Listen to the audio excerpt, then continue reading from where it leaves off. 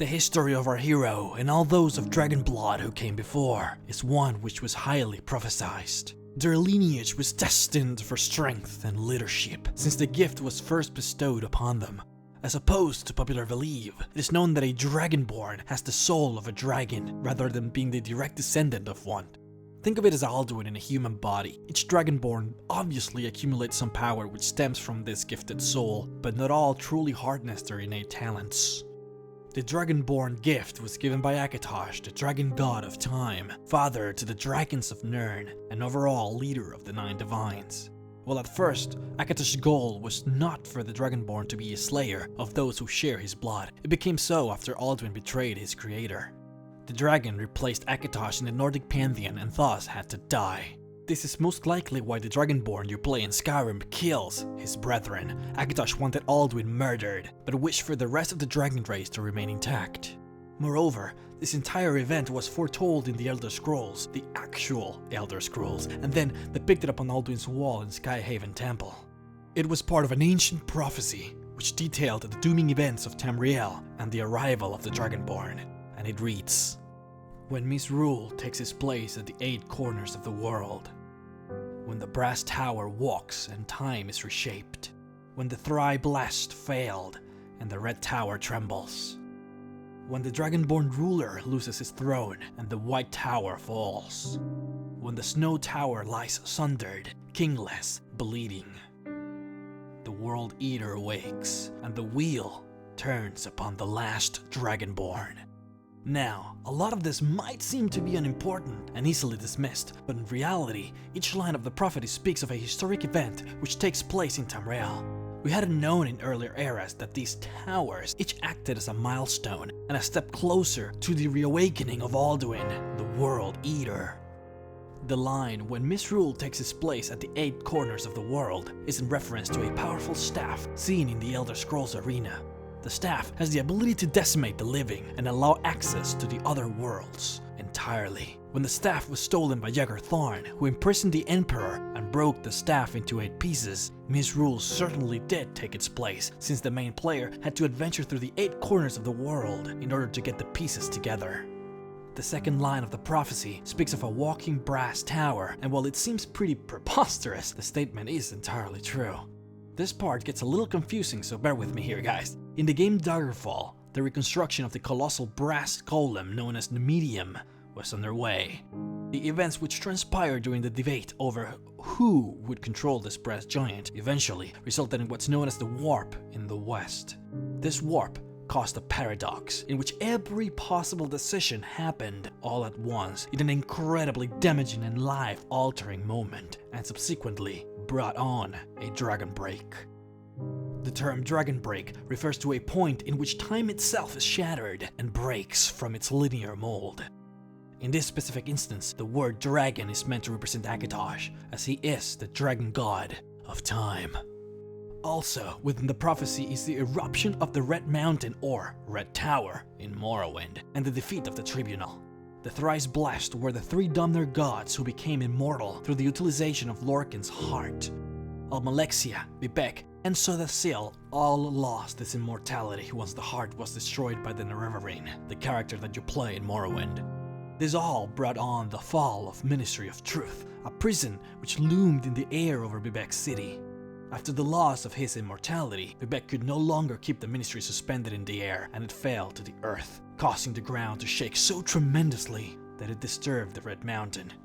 The fourth line, when the Dragonborn ruler loses his throne and the White Gold Tower falls, is an obvious heralding to the events in Elder Scrolls Oblivion. During the Oblivion Crisis, Emperor Uriel Septim is murdered, and the player must seek out the only remaining heir to the throne, Martin Septim, and shut the gates of Oblivion, which are opening all throughout Cyrodiil. Martin, with the help of the Amulet of Kings, turned himself into the aspect of Akatosh to defeat the Daedric Prince Meirum's Dagon. While he was successful, Martin was killed in the process, thus ending the line of Dragonborn rulers and the Septim dynasty. Before his death, however, Martin managed to destroy the Amulet of Kings, also known as the Stone of White Gold. The next line of the prophecy is foretelling the state of Skyrim during the Civil War. Preceding the murder of High King Torak, a fight for control breaks out, but you all know that story. What's interesting is that Alduin's wall depicts the throat of the world in two halves as a representation of the split between Skyrim during this period. Finally, the sixth and last line gives new light on a dark and seemingly damning prophecy. The World Eater wakes, and the wheel turns upon the last Dragonborn. It's clearly an epic reference to your character in Skyrim, the final Dragonborn, who will permanently rid Nirn of Alduin.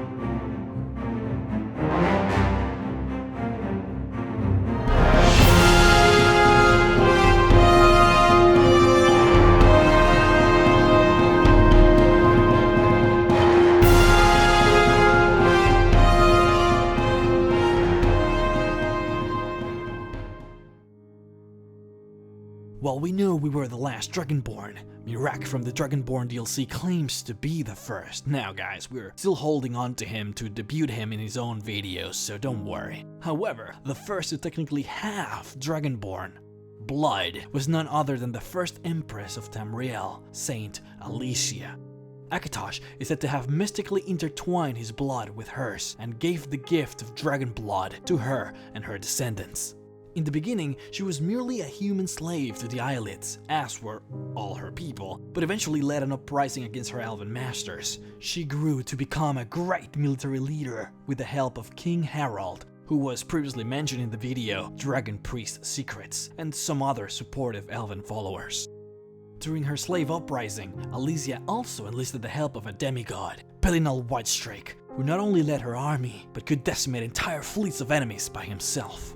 The influence of the gods fared well on both sides of the battle, as they still roamed the earth and were free to meddle in mortal affairs. Umaril, Eyelid Elf King, born from a divine father, made a pact with Meridia, who granted him both immortality and an army of Daedra at his command. This was all fruitless, however, as Pelinal Whitestrike defeated the elven leader during their battle.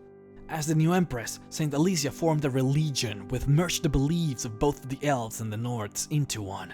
It is mostly known as the 8 Divines, and with the addition of Talos, the 9 Divines. Her decision to live Lorkhan's influence out of the pantheon was one of political strategy, as it would have angered her elven supporters. Lorkhan himself, however, came to Alicia at the end of her rule, as her life faded away. Lorkhan brought the gift of Akatosh, his own blood, to infuse with hers. She and her descendants would act as agents of Akatosh in exchange for the Amulet of Kings and the sealment of the Plains of Oblivion. This ensured that the gods and Daedric princes could no longer walk in the land of living, and Nirn would be saved from oblivion. When Alicia died, her soul was commended to the Amulet of Kings, and her lineage continued to wear it and sit upon the throne of Dragonborns.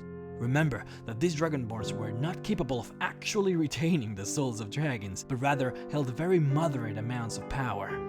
So the answer to the question you're all wondering is no. None of the Septons could actually shout, and neither could Saint Alicia. While most of the leaders that preceded Alicia are not worth mentioning, Tiber Septim is. Tiber, on the other hand, was an actual Dragonborn with all the same power a character in Skyrim has. He was summoned by the Greybeards and earned his name, Talos, which translates into Storm-Crowned. The reason behind this is that Tiber used a dragon shout, which caused a storm cloud to continuously hover above his head like a daunting crown. Our character, the last Dragonborn, is the only one of Dragonblood which is called Dovahkiin, since, contrary to what you might believe, it doesn't actually mean Dragonborn. Rather, the name translates to Dragonkind Hunter Born. giving further proof that this character was the only one meant to actually slay any dragons. While often depicted as a male Nord with dark hair and blue eyes, the actual details of the last Dragonborn are entirely unknown. Caught at the Skyrim border, the character's past is blatantly disregarded, and he merely follows his destiny to victory, to Sovngarde. What happens after is also a mystery, though the Dragonborn is often regarded as Ismir, a name which used to belong to Talus, which means Dragon of the North. Now, could the last Dragonborn rise to divinity as much as Talus did? Or is he simply an avatar of Talus himself, sent to fulfill the prophecy and then return to the heavens as the 9th rightful divine?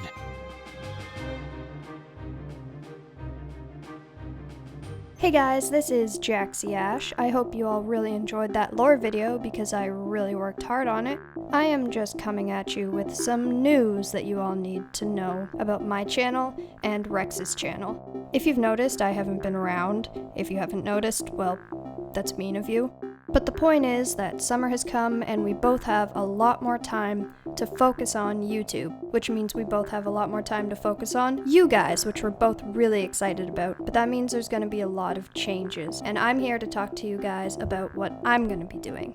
We're gonna kind of stay away from the lores for a little while. I know that sucks, but we've got a couple more lined up so you guys can enjoy those, and then you can come over to my channel for some cool content, I guess. Hopefully you guys will really like it. You'll see top 10 lists and just fun gaming videos. So come on over if you haven't already and check out my channel. Thanks guys.